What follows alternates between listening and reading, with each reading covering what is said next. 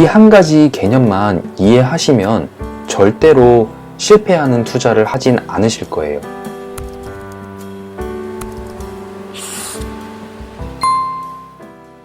안녕하세요, 투자학개론입니다. 제 채널에 처음 오신 분들은 제가 누군지 궁금해 하실 수 있는데요. 저는 5년 만에 자산을 20배 늘린 투자자입니다. 제가 투자학개론 채널을 만든 이유는 자본주의 게임을 이기는 방법에 대해서 여러분께 공유하려고 해요. 그래서 제 채널은 투자에 관한 모든 것에 대해 이야기하려고 합니다. 대표적으로는 금융지식, 퍼스널 파이낸스, 재테크, 자본주의, 그리고 제가 생각했을 때 가장 중요한 자기경영과 관련된 이야기도 여러분께 나눠드리려고 해요. 오늘 주제 시작하기 앞서 구독과 좋아요 부탁드릴게요. 오늘의 주제는 투자에 있어 가장 중요한 한 가지입니다. 제가 처음 투자를 시작했을 때가 2014년도였는데요. 당시에 저는 입사한 지 얼마 안 된 입사 초년생이었어요. 그때 제가 서울에 있는 아파트를 대출 3.5억을 끼고 처음으로 매입을 했습니다. 그 당시에는 취득세가 1.1%였거든요. 그만큼 정부에서는 부동산 시장을 더 활성화하려고 여러 가지 세제 혜택을 많이 주려고 노력했어요. 지금 현재 7월 10일 날 나온 대책에 의해서는 다주택자들은 취득세가 12%까지 올랐어요. 제가 처음 투자했던 2014년도의 상황을 보시면 2008년 서브프라임 사태 이후 오랜 기간 동안 되게 횡보하는 기간이었어요. 그래서 제가 14년도에 당시에 부동산을 매입을 할 때 걱정이 좀 많았습니다. 집값이 내릴지 오를지 정확한 확신이 서지 않는 상황이어서 되게 걱정이 많았어요. 심지어 3.5억 대출을 받았기 때문에 월 대출 상환액만 해도 한 달에 150만 원이었어요. 원금 75만 원, 이자 75만 원에서 총 150만 원을 매월 납부해야 되는 상황이었어요. 그럼에도 불구하고 제가 투자를 한 이유는 사실 최악의 상황은 내가 그냥 그 집에서 살면 되니까, 그냥 내가 나중에 실거주하면 되기 때문에 그냥 내 집 마련했다는 생각으로 집을 샀어요. 결과론적으로 보면 2020년 현재 제가 당시에 했던 투자가 성공적인 투자가 됐어요. 그 외에도 여러분들 아시겠지만 2016년, 2017년도에 토스라는 어플이 엄청 뜨기 시작을 했어요. 지인들한테 서로 돈을 보내기에 가장 편했던 어플이 토스였는데, 그 토스 어플의 다른 섹션에 부동산 P2P 투자라는 게 있었거든요. 그래서 그 당시에 제가 소액 투자로 100만 원, 200만 원을 조금씩 그 P2P 투자를 했었어요. 그런데 생각보다 수익률이 좋은 거예요. 그래서 그냥 용돈벌이로 그냥 소액 투자만 했었었죠. 그런데 문제는 제가 2017년도 8월에 처음으로 비트코인을 만났어요. 제가 2017년도 8월에 처음으로 비트코인을 투자를 했는데 그 당시의 가격이 450만 원 정도였거든요. 그래서 제가 처음으로 토스 어플로 50만 원으로 투자를 시작해서 비트코인 0.1개를 딱 샀어요. 그 이후로 비트코인이 미친 듯이 오르기 시작을 했더라고요. 그래서 매일매일 시세를 확인하고, 자고 일어나서도 바로 시세 확인하고, 자기 전에도 시세 확인하고, 심지어 그렇게 매일매일 가격이 오르다 보니까 하루의 수익률이 제 정확히 기억은 안 나지만 막 50%에서 100%까지 달성하던 날도 있었어요. 진짜 그 당시에는 하루 수익률이 월급만큼 들어오다 보니까 내가 월급으로 번 돈이 돈처럼 보이지가 않더라고요, 점점. 심지어 저는 간접적으로 워렌 버핏이 투자를 해서 엄청나게 돈을 벌면 이런 느낌이겠구나 라는 걸 약간 간접적으로 느끼긴 했거든요. 그래서 제가 꾸준히 비트코인을 투자를 하다가 최대 4천만 원까지 벌었었어요. 그런데 이미 비트코인의 스토리를 모두 아시겠지만 그 이후에 2018년도 2월부터 비트코인은 폭락하기 시작했습니다. 저는 처음 450만 원대부터 투자를 시작했기 때문에 2천만 원까지 오르는 그 수익률을 한번 맛보고 나서 떨어지는 가격에도 계속 매수를 했어요. 속으로는 다시 오르겠지 하는 그런 마음에 계속 매수를 했던 거죠. 그렇게 투자를 하다 보니 2018년도 중이 되니까 제가 총 투자한 금액이 3,200만 원까지 투자를 했더라고요. 그래서 결과는 어떻게 됐냐고요? 이미 다 아시겠지만 다 잃었습니다. 제가 회사 다니면서 모으고 벌었던 돈의 반 이상을 그냥 바로 잃어버렸어요. 이게 제 통장 수익률인데요. 2020년 7월 10일 기준으로 평가손익이 2,600만 원 마이너스예요. 이런 수익률 보신 적 있는지 모르겠는데 수익률은 마이너스 82%예요. 제가 보고도 정말 너무 웃기네요. 그래서 그 이후로 저는 다시는 제가 모르는 분야에 투자하지 않습니다. 제가 비트코인 투자를 실패한 원인에 대해서 고민을 해봤는데 여러분들 아시겠지만 이 하이먼 민스키 모델에서 저는 탐욕과 환상에 눈이 멀었던 거였어요.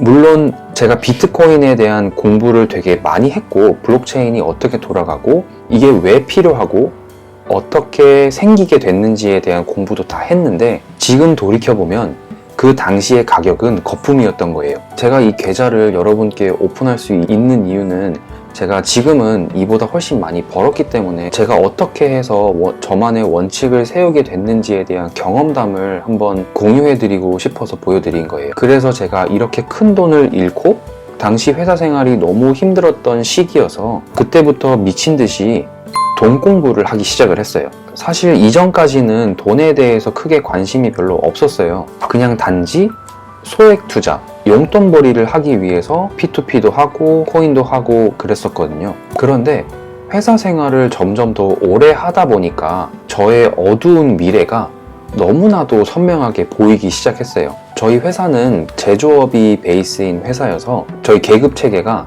선임, 책임, 수석이거든요. 그래서 사무실에 있으면 책임님들과 수석님들이 계시잖아요. 그분들을 보면 제 미래가 그냥 바로 보이는 거예요. 근데 안타까운 건 그분들도 별로 행복해 보이지가 않았어요. 더군다나 저는 제가 책임이 되고 수석이 돼도 제가 행복하지 않을 것이라는 걸 저는 그때 바로 깨달았어요. 그리고 결론적으로는 월급으론 답이 없다는 것도 깨달았어요. 노후 준비도 해야 되고 아이가 생기면 저는 아이들도 챙겨야 되고 심지어 부모님께 효도도 하고 싶은데 나 하나도 챙기지 못하고 내 가족도 챙기지 못하는데 제가 어떻게 부모님께 효도를 하겠어요. 그래서 그때부터 정말 미친 듯이 공부를 하기 시작했어요. 블로그도 보고 동영상도 보고 강의도 듣고 할 수 있는 모든 방법은 거의 다 동원해서 공부를 하기 시작했어요. 그리고 저에게 가장 도움이 됐던 건 돈과 관련된 책을 정말 많이 봤습니다. 그래서 그때 저는 돈이란 무엇인가? 돈은 어디에서 오는가? 돈은 누가 만드는가? 돈의 역사, 인플레이션이 뭐고 디플레이션이 뭐고 경제가 돌아가는 원리, 이 모든 돈과 관련된 모든 것들을 저는 공부를 했어요. 그렇게 저는 배움과 경험을 통해서 저만의 투자 원칙을 만들었어요.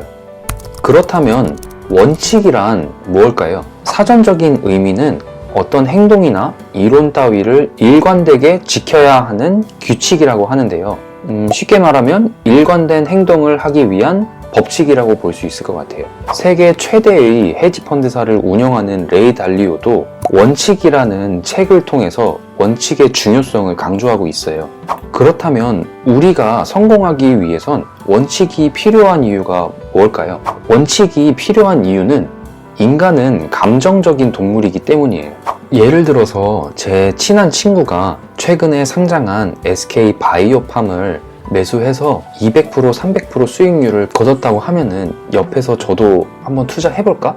나도 하고 싶다. 나도 돈 벌고 싶다. 이런 생각이 들잖아요. 만약에 제가 투자를 해서 수익률을 5%를 벌어서 팔았어요. 그리고 나서 그게 6%, 7%까지 더 오르면은 기분이 어떨 것 같으세요? 아, 괜히 팔았다. 좀만 더 가지고 있을걸. 이런 생각이 들잖아요. 바로 이런 게 감정이에요. 바로 원칙 없이 그냥 주식의 수익률 몇 프로 보고 사고 파는 행위가 내 감정에 의해 좌지우지되는 투자인 거예요. 그래서 내 감정을 내가 통제하기 위해서는 원칙이 필요한 거예요. 그렇다면 투자에 있어서 가장 중요한 원칙은 뭘까요? 제가 배움과 경험을 통해서 배운 한 가지 원칙이 있다면 바로 투자는 마라톤입니다.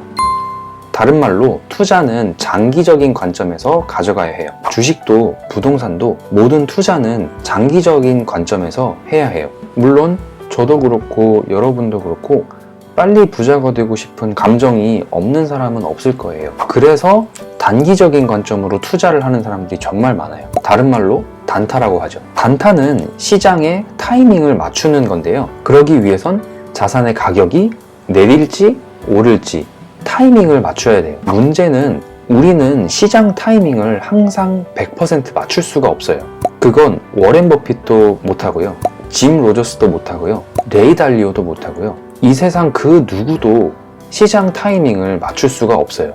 그렇기 때문에 성공한 투자자들은 그들만의 투자 원칙이 다 있어요. 시장 타이밍을 맞추는 투자는 성공 확률이 매우 낮아요. 성공 확률이 낮다는 뜻은 돈을 잃을 확률이 높다는 뜻이에요. 하지만 장기적인 관점으로 투자를 한다면 좋은 자산은 장기적으로 무조건 우상향하기 때문에 시장 타이밍을 맞출 필요가 없어지는 거예요. 그리고 시장 타이밍을 맞출 필요가 없다는 뜻은 성공 확률이 높아진다는 뜻이에요. 우리가 돈의 속성을 이해하면 시간이 지남에 따라서 자산의 가치는 상승할 수밖에 없다는 것을 알 거예요. 그리고 이것은 역사가 증명을 해줍니다. 이 그래프는 미국 달러의 구매력을 1913년도부터 2017년도까지 그린 그래프인데요. 보시면 아시겠지만 1913년도의 1달러는 지금 2017년도에 96%의 가치를 잃었어요.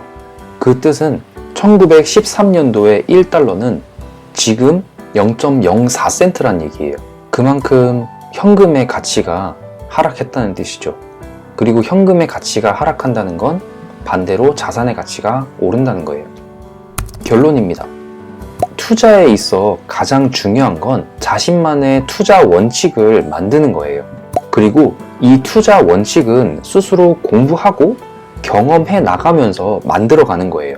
그런데 큰 그림에서의 공통된 투자 원칙 하나가 있는데요. 그건 바로 길게 보는 거예요. 장기적으로 보는 거예요. 내가 산 주식이나 부동산이나 내가 산 자산이 1년 뒤, 5년 뒤, 10년 뒤에 어떻게 될지에 대해서 염두에 두고 투자를 하는 거예요. 이 한 가지 개념만 이해하시면 절대로 실패하는 투자를 하진 않으실 거예요. 대부분의 사람들이 단지 빨리 부자가 되고 싶고 내 감정에 휘둘려서 투자를 하기 때문에 단타를 하고 돈을 잃는 거예요. 그런데 장기적인 관점에서 길게 보고 멀리 본다면 더욱 좋은 자산을 찾으려고 노력할 수밖에 없고, 그렇게 되면 길게 보면서 실패하지 않는 투자를 하게 돼요. 이 영상을 통해서 이 한 가지 개념만 기억해 주셨으면 해요. 제가 향후에 기회가 된다면 다른 영상들에서 제가 투자한 자산들이 어떻게 잘 됐는지 공유하도록 하겠습니다. 오늘 투자학개론은 여기서 마무리하겠습니다. 다음 시간엔 더욱 재미있고 유익한 투자 이야기로 여러분을 찾아뵙겠습니다. 내용이 좋았다면 구독과 좋아요 부탁드릴게요. 감사합니다.